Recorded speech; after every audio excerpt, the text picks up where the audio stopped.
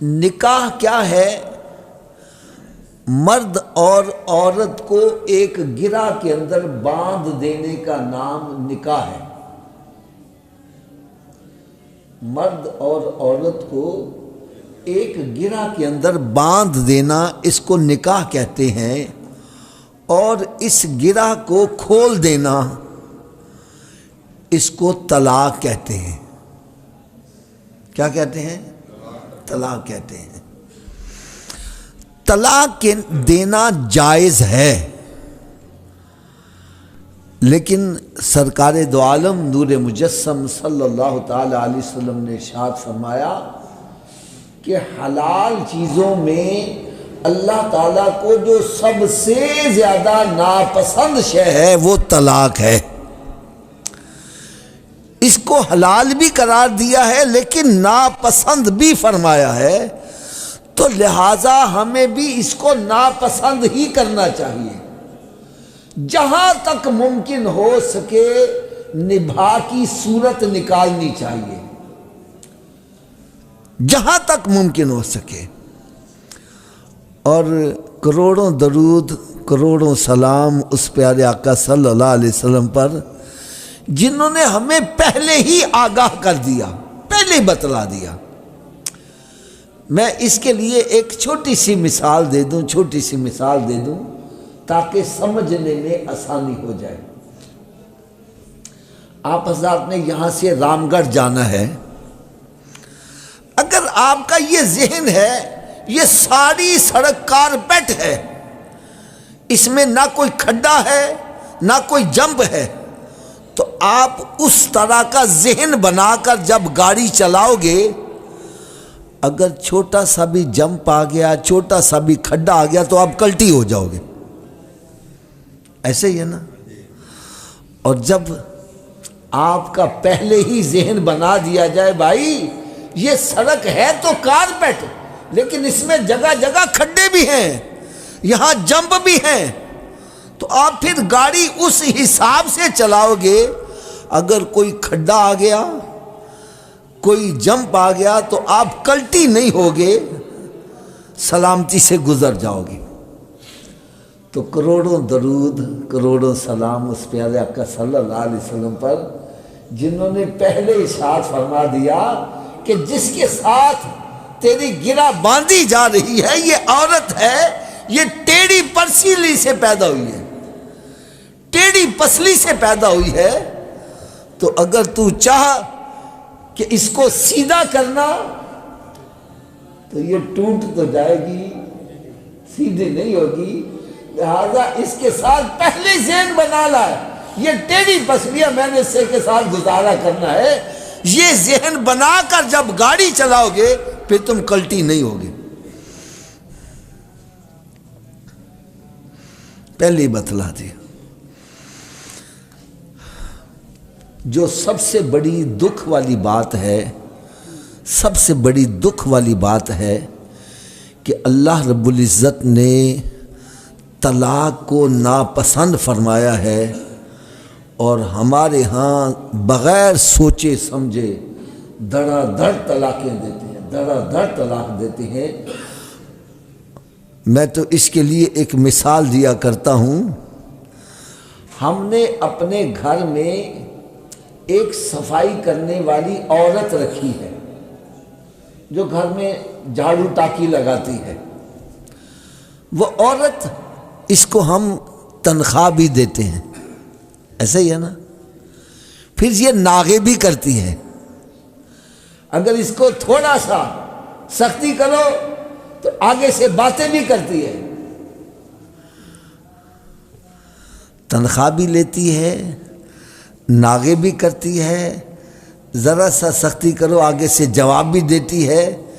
اس کے باوجود ہم اس کو جواب دینے سے پہلے کئی دن سوچ بچار کرتے ہیں، کئی دن سوچ بچار کرتے ہیں، یار اس کو چھٹی کرا دی، صفائی کون کرے گا؟ یار اس کو چھٹی کرا دی اور کوئی ملتی بھی نہیں ہے، اچھا اگر چھٹی ہی کرانی ہے پہلے اس کا کوئی نعم البدل تلاش کر لو، پھر اس کو چھٹی کرائیں گے۔ یعنی اس کی بدزبانی بھی برداشت کرتے ہیں، اس کی تنخواہیں بھی برداشت کرتے ہیں، اس کے ناغے بھی برداشت کرتے ہیں، اور اس کو چھٹی کرانے کے لیے کئی مہینوں تک سوچ بچار کرتے رہتے ہیں، اس کو چھٹی کرائیں یا نہ کرائیں، کرائیں یا نہ کرائیں۔ کتنے یار ظلم کی بات ہے، جس عورت سے ہم صرف گھر کی صفائی کرواتے ہیں، اس کو فارغ کرنے سے پہلے کئی مہینے سوچ بچار کرتے ہیں، اور جس عورت نے ہمارے گھر کا پورا نظام سنبھالا ہوا ہے، گھر کی صفائی بھی کرتی ہے اور ہمارے بچوں کی پرورش بھی کرتی ہے، ان کو دودھ بھی پلاتی ہے، ان کی پوٹیاں بھی صاف کرتی ہے، اور ہمارے گھر کی چوکیداری بھی کرتی ہے، نگرانی بھی کرتی ہے، اور ہمارے آئے گئے مہمانوں کو پروٹوکول بھی دیتی ہے، ان کا استقبال بھی کرتی ہے، ہماری عدم موجودگی میں ہمارے مال کی حفاظت بھی کرتی ہے، چوکیداری بھی کرتی ہے۔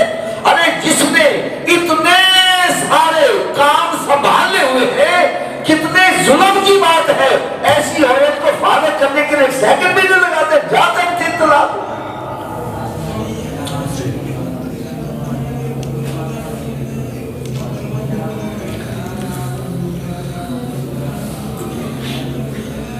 خدا نہ کچھ تھوڑا سا خوف خدا دل میں پیدا کرے،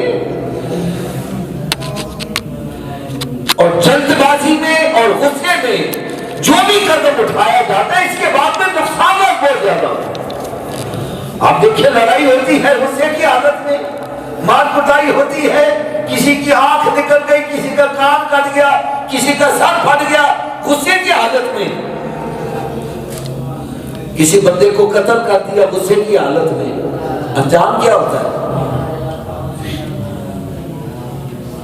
گھر بار تباہ و برباد ہو جاتا ہے۔ عموماً وہ مثل آپ نے مشہور سنی ہوگی کہ قتل کے مقدمے کو 302 کیس لگتا ہے، دفعہ لگتی ہے۔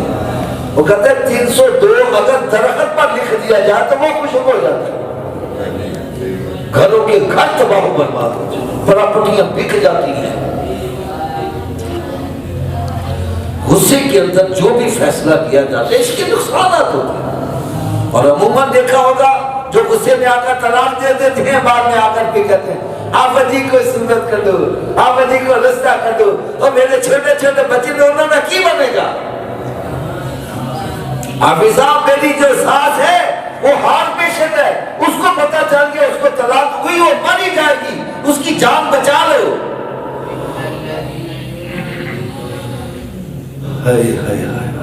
میں نے کہا بھائی یہ بندے کو قتل کرنے سے پہلے سوچا کرو کہ اس کے بچوں کا کیا بنے گا، قتل کر کے آگے ہو، اب اس کو زندہ کرو، کیسے زندہ ہو جائے گا؟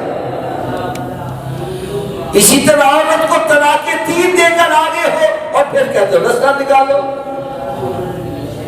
یہ باتیں پہلے سوچا کرو کہ میرے بچوں کا کیا بنے گا، میرے گھر کی صفائی کیسی ہوگی، روٹیاں کیسے پکے گی، میرے کپڑے پریس کیسے ہوں گے، میرے جوتے پالش کیسے ہوں گے، یہ پہلے سوچا کرو۔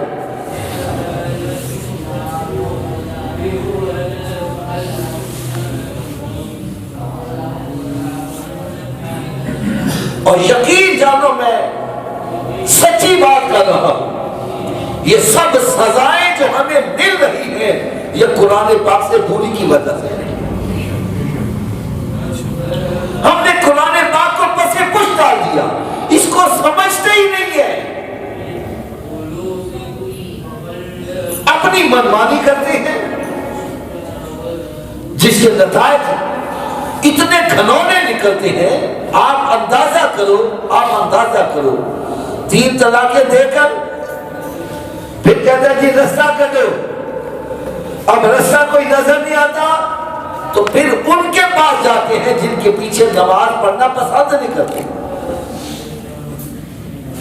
وہ کیا کہتے ہیں، اور 3 کا مطلب ایک ہی ہوتا ہے، آج ہم آسرا کرا دیتے ہیں۔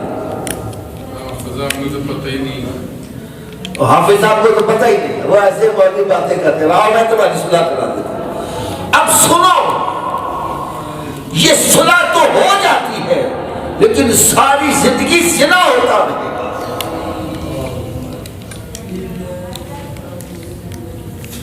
زنا رزق کو ختم کر دیتا ہے۔ قرآن مجید فرقان حمید میں رب تعالیٰ نے ارشاد فرمایا وَلَا تَقْرَبُوا الزِّنَا، زنا کے قریب ہی نہ جاؤ۔ اور یہاں سینے کے زور پر زنا کیا جاتا ہے۔ جتنے صلح کروانے والے وہ سب اس میں ملوث ہیں، سب گناہ ہو رہے ہیں۔ حضور داتا گنج بخش رحمت اللہ تعالی علیہ آپ ارشاد فرماتے ہیں خوش قسمت ہے وہ بندہ جو خود تو مر جائے لیکن اس کی نیکی زندہ رہ جائے۔ مرنے سے پہلے کسی کو نیکی کی طرف لگا گیا ہے، کسی کو قرآن پڑھا گیا، کسی کو نمازی بنا گیا ہے، اب خود تو مر گیا ہے، خود نے نیکیاں کرا، لیکن وہ نیکیاں کرنے والے جو چھوڑ گیا ہے وہ زمین پر نیکیاں، ثواب اس کو قبر میں پہنچتا رہے گا۔ اور پھر فرمایا بدبخت ہے وہ بندہ جو خود تو مر جائے لیکن اس کا گناہ زندہ رہ جائے، مرنے سے پہلے یہی کام کر گیا، 3 طلاقوں کو ہو گئی، صلح کرا گیا، اب اوپر زنا ہو رہا ہے، عذاب اس کو قبر میں پہنچتا رہے گا۔ خدا را ڈرو، اللہ کے عذاب سے ڈرو، اس کے خوف سے ڈرو۔ قرآن مجید فرقان حمید میں رب تعالیٰ نے ارشاد فرمایا تلک حدود اللہ، یہ اللہ کی حدیں ہیں، وَمَن يَتَعَدَّ حُدُودَ اللَّهِ فَأُولَٰئِكَ هُمُ الظَّالِمُونَ، جو اللہ کی حدوں کو توڑتا ہے وہ ظالم ہے، اور ظالم بندے کو اللہ تعالیٰ دنیا میں ہی رسوا کر دیتا ہے، آخرت میں جو سزا ہوگی تو وہ بات کی ہے۔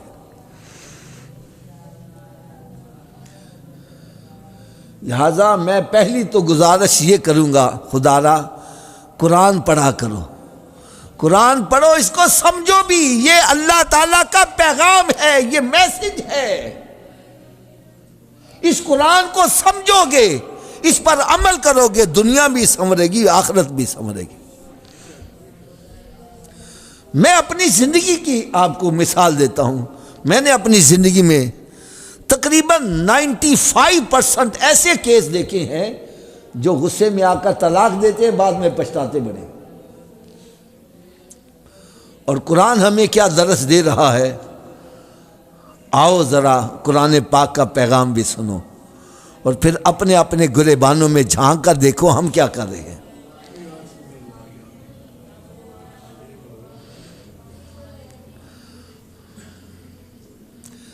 قرآن مجید فرقان حمید میں اللہ تبارک و تعالیٰ نے ارشاد فرمایا فَالصَّالِحَاتُ قَانِتَاتٌ حَافِظَاتٌ لِلْغَيْبِ بِمَا حَفَظَ اللَّهُ، تو نیک بخت عورتیں ادب والیاں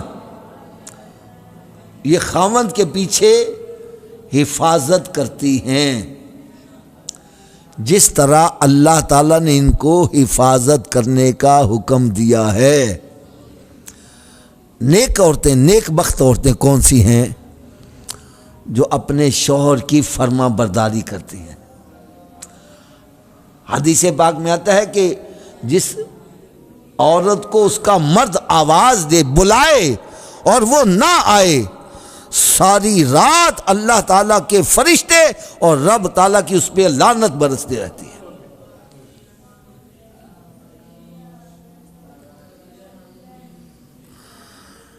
فرما بردار عورت، نیک عورت وہ ہے جو اپنے خاوند کی فرما برداری کرتی ہے اور اپنے خاوند کی مال کی، اس کی آبرو کی، اس کی عزت کی حفاظت کرتی ہے، اور جس بندے کو وہ گھر میں داخل کرنا پسند نہیں کرتا اس کو نہیں آنے دیتی۔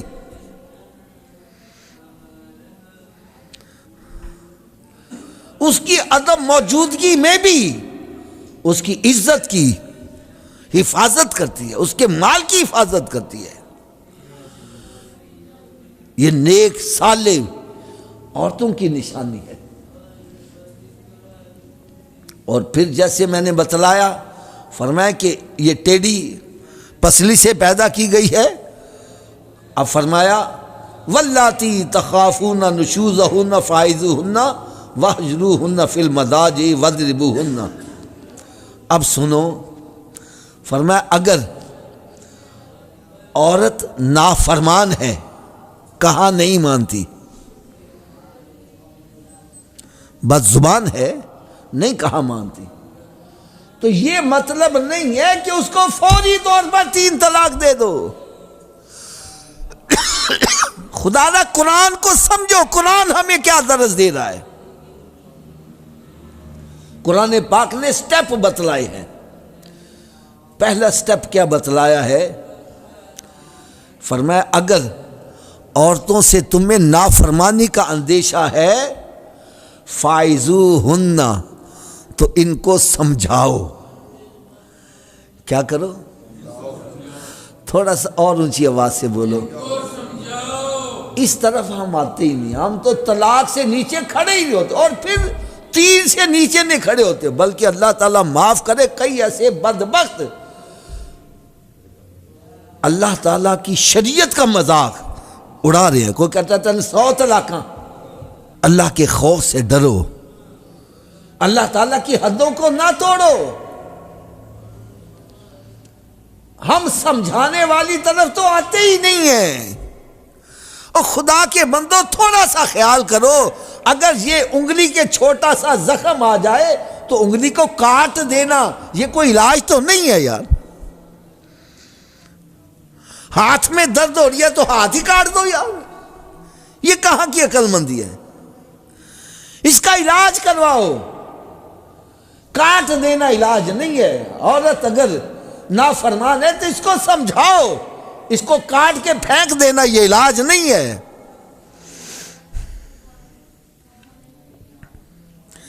اول تو ہم سمجھاتے ہی نہیں ہیں، سمجھانے والا چیپٹر ہے ہی نہیں ہے.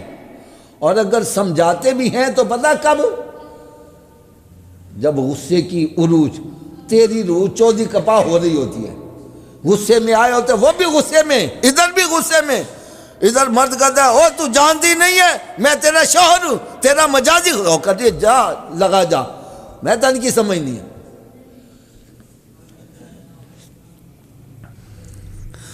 غصے میں نہ تو سمجھانا چاہیے اور نہ ہی کوئی سمجھتا ہے، بلکہ حکم کیا ہے؟ جب غصہ آ جائے اس کو پی جاؤ. کھڑے ہو بیٹھ جاؤ، بیٹھے ہو لیٹ جاؤ. غصے میں آگے ہو اٹھ کے وضو کر لو، غصے میں آگے اٹھ کے باہر چلے جاؤ. کیونکہ غصے میں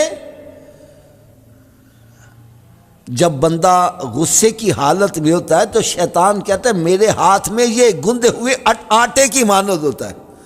گندا ہوا آٹا ہو، اس کو آپ جس طرح موڑنا چاہو آسانی سے مڑ جائے گا. فرمایا میرے ہاتھ میں یہ گندے ہوئے آٹے کی طرح ہوتا ہے، میں اس کو جس طرح موڑنا چاہتا ہوں موڑنا. غصے کی حالت میں طلاق بھی دلا دیتا ہوں، غصے کی حالت میں لڑائی بھی کروا دیتا ہوں، غصے کی حالت میں قتل بھی کروا دیتا ہوں. پھر جب غصہ اترتا ہے تو پھر کہتا اوئے میں کی کر بیٹھا ہوں، اوئے ہوئے، پھر ساری زندگی پچھتانا پڑتا ہے. تو غصے کی حالت میں کبھی فیصلہ بھی نہ کرو. غصہ آ جائے اس کو پینے کی کوشش کرو، نکل جاؤ یہاں سے، باہر نکل جاؤ. سمجھاؤ کب؟ جب محبت پیار کی بات ہو رہی ہو، اس وقت ایک ٹیکا سمجھانے کا لگاؤ.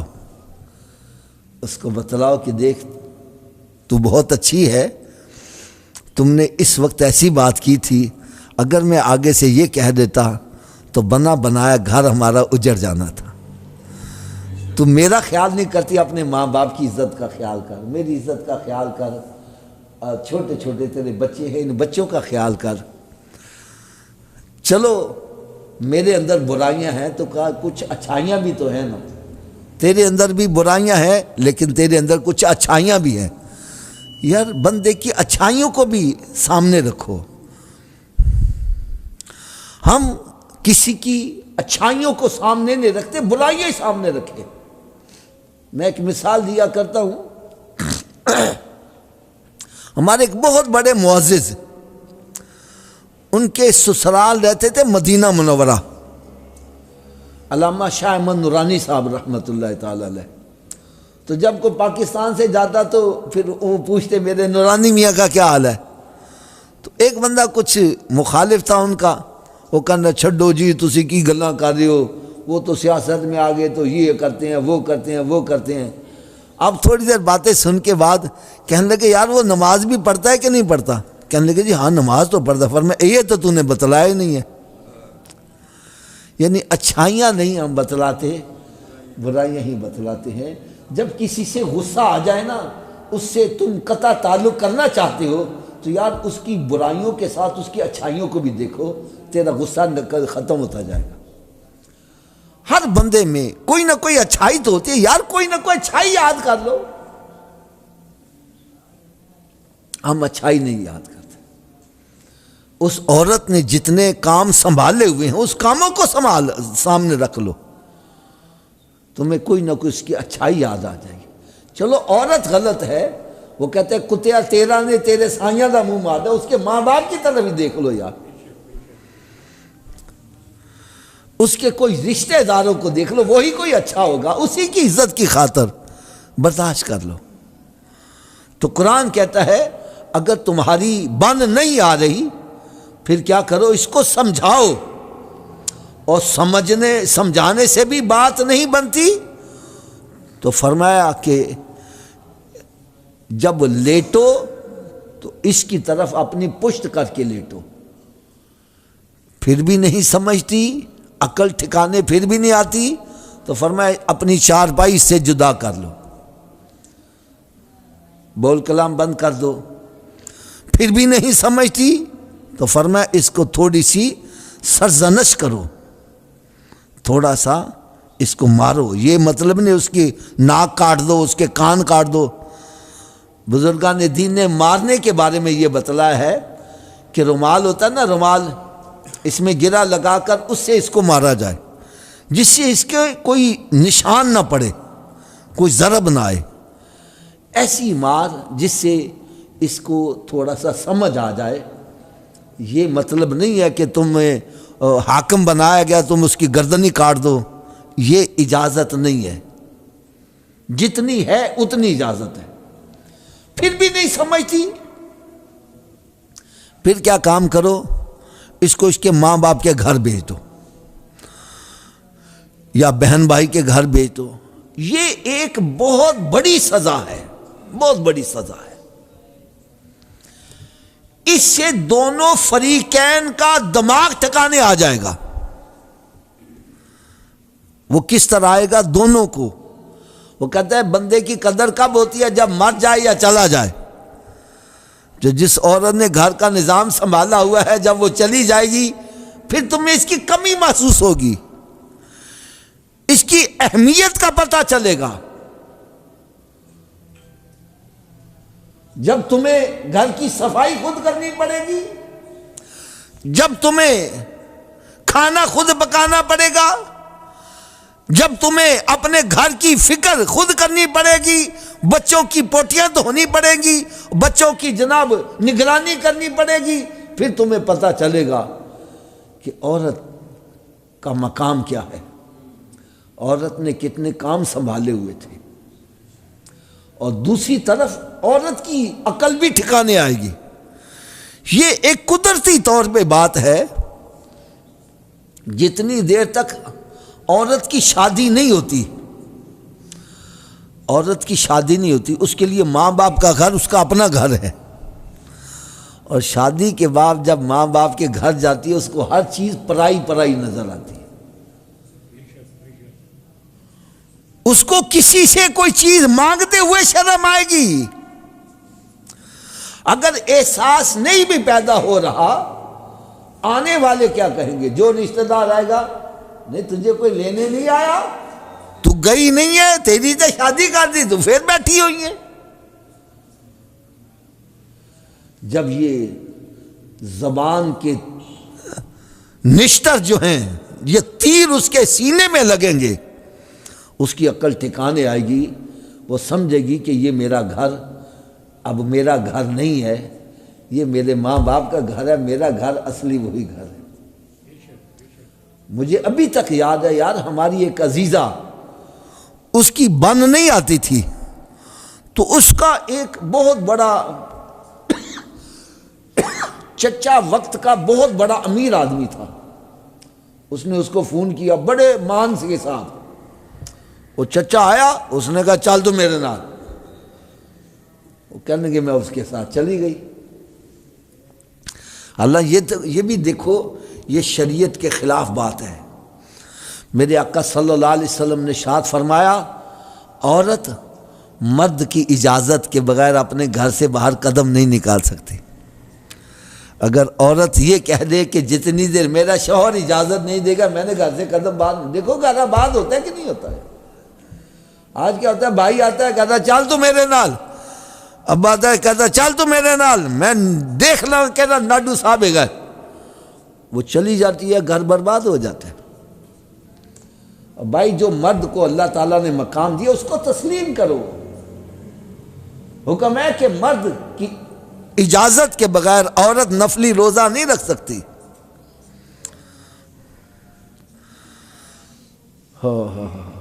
یہاں تک حکم ہے کہ اگر مرد کے بدن پر پیپ پڑ جائے، عورت زبان سے چاٹ کر اس کو صاف کرے تب بھی مرد کا حق ادا نہیں کر سکتی۔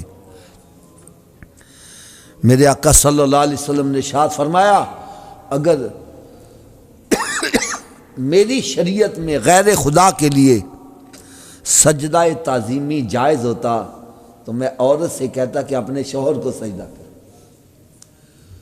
یہ نہیں کہا کہ عورت سے میں کہتا کہ وہ اپنے باپ کو سجدہ کرے، شوہر کو کہا ہے۔ اس سے پتہ چلا کہ عورت جتنی دیر شادی نہیں ہوتی اس کے لیے ماں باپ کا مقام افضل ہے، لیکن جب شادی ہو جائے اب ماں باپ سے بھی اونچا مقام اس کے شوہر کا بن گیا ہے۔ ارے شوہر کو اس کا مقام دو، اس کی اجازت کے بغیر قدم باہر نہ نکالے۔ قصہ مختصر وہ خود بتلاتی ہیں کہ میں ان کے ساتھ چلی گئی، جب میں وہیں چلی گئی تو کہنے کہ مجھے ہر چیز پرائی پرائی لگے، بچے کو دودھ پلانا ہے، دودھ اٹھاتے ہوئے مجھے شرم محسوس آئے، کوئی چیز کی ضرورت پڑ جائے شرم محسوس آئے، اور کہنے لگی کہ میں اس قدر تنگ پڑ گئی، اس قدر تنگ پڑ گئی کہ میں اللہ تعالیٰ کی بارگاہ میں دعائیں مانگوں کہ یا اللہ کوئی کسی طریقے سے مجھے کوئی پیغام آ جائے، میں بھاگ کے چلی جاؤں، میں یہاں سے نکل جاؤں۔ یہ ایک اللہ تعالیٰ کی طرف سے نظام ہے کہ وہی عورت جو ماں باپ کی جیبوں سے پیسے نکالنے والی شادی کے بعد جاتی ہے تو اس کو شرم محسوس ہوتی ہے۔ تو عورت کو جب جدا کرو گے عورت کی عقل بھی ٹھکانے آئے گی، ادھر مرد کی عقل بھی ٹھکانے آئے گی، دونوں کو جب کمی محسوس ہوگی دونوں کی عقلیں ٹھکانے آ جائیں گی۔ یہ دیکھو ابھی تک طلاق کی بات نہیں اسلام کر رہا، حضرت صاحب سوچنے والی بات ہے، کتنے سٹیپ ہیں، ابھی تک طلاق کی بات نہیں ہو رہی، اور ہم کیا کرتے ہیں 35 جا تین طلاق ہی۔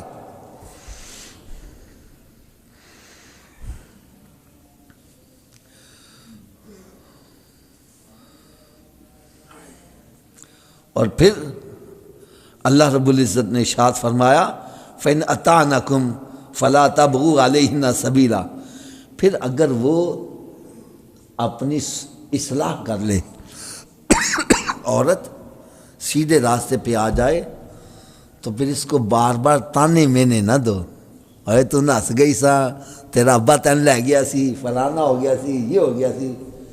دیکھو قرآن کیسی پیاری باتیں بتلا، فرمایا اگر وہ اپنی اصلاح کر لے تو پھر کوئی ایسی باتیں اس کے ساتھ زیادتی کرنے کی راہ نہ نکالو، پچھلی باتیں بھول جاؤ۔ ہم کیا کہتے ہیں، ہم کوئی بات ہو جائے تو اس کو ذہن میں بٹھا لیتے ہیں، اپنے اندر لاوا پکاتے رہتے ہیں، انتقام کی آگ، پھر کہتے ہیں تو میری داڑھ تھلے ایک دفعہ آل ہے صحیح، پھر دیکھ میں تیرا کی حشر کروں۔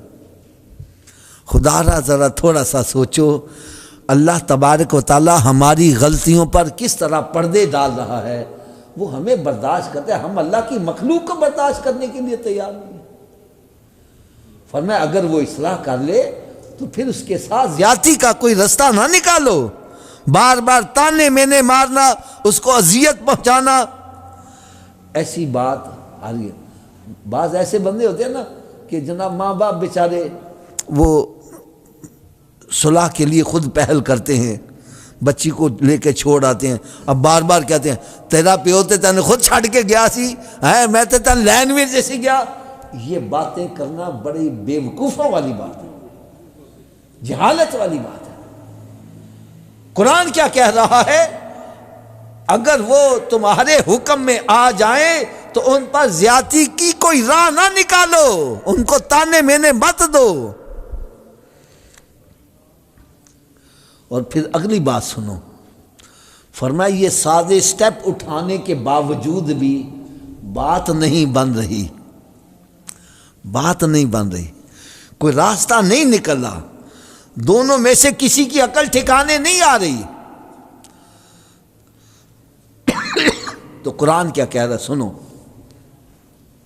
فرمایا وَإِنْ خِفْتُمْ شِقَاقَ بَيْنِهِمَا فَبَعَثُوا حَكَمًا مِّنْ أَهْلِهِ وَحَكَمًا مِّنْ أَهْلِهَا، اگر تم کو میاں بیوی کے جھگڑے کا خوف ہو، خطرہ ہے کہ یار یہ کام بڑھ جائے گا، تو فرمایا پھر ایک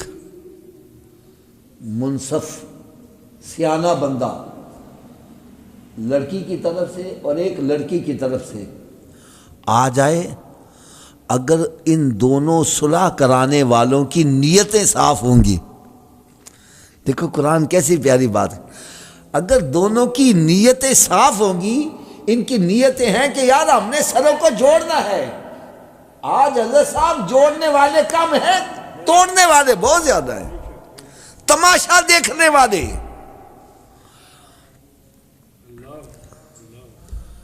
فرمایا اگر ان دونوں کی نیت ہوگی کہ ہم نے ان کا پیچ اپ کروانا ہے، صلح کروانی ہے، تو رب تعالیٰ نے ارشاد فرمایا پھر ہم کوئی رستہ بھی نکال دیں گے۔ اعمال کا دار و مدار نیت بھی ہوتا ہے، اگر نیت میں پہلے وٹے لے کے بیٹھے ہو، عزیز جناب آج فیصلہ کروا کے ہی اٹھنا ہے، عزیز جناب لکھتا دوا کے ہی اٹھنا ہے، پھر راستہ نہیں نکلے گا۔ فرمایا اگر دونوں کی نیتیں صاف ہوں گی، دونوں یہ چاہیں گے ہم کوئی نہ کوئی صلح کا راستہ نکال دیں، تو رب تعالیٰ نے ارشاد فرمایا کہ ہم ان کے ملاپ کا کوئی نہ کوئی راستہ بھی نکال دیں گے۔ بے شک اللہ تعالیٰ جاننے والا خبردار ہے۔ اللہ تبارک و تعالیٰ سے دعا ہے کہ اللہ تعالیٰ ہم سب کو سمجھنے کی اور عمل کرنے کی توفیق عطا فرمائے۔